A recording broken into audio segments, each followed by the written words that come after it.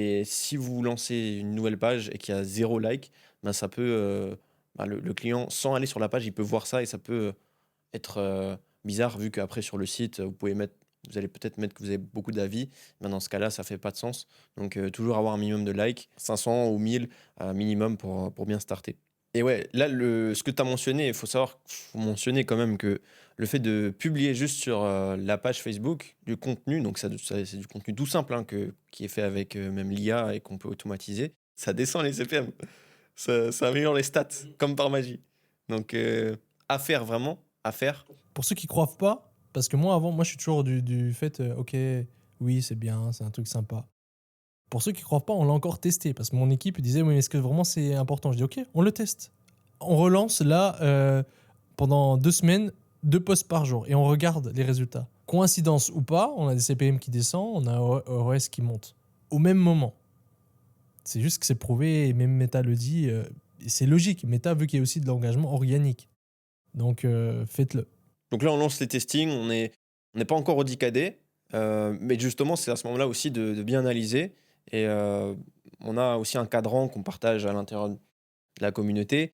Donc en gros, en e-commerce, c'est des mathématiques. On a, sur le cadran que vous êtes en train de voir, le taux de conversion à gauche, sur la flèche qui va vers le haut et le CPC qui va de gauche à droite.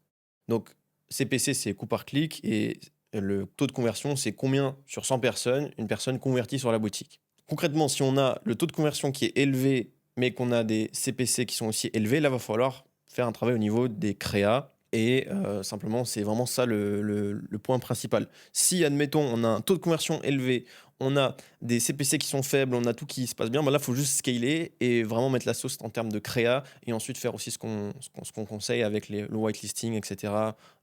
Et faire du partnership ads. Et là, le scale se débloque. Et aussi, simplement, sur le cadran, vous pouvez voir aussi, si on a un taux de conversion qui est bas, des CPC qui sont élevés, là, faut tout revoir. Il faut revoir l'offre, il faut revoir peut-être le positionnement du produit, peut-être changer de marché, juste refaire une étude.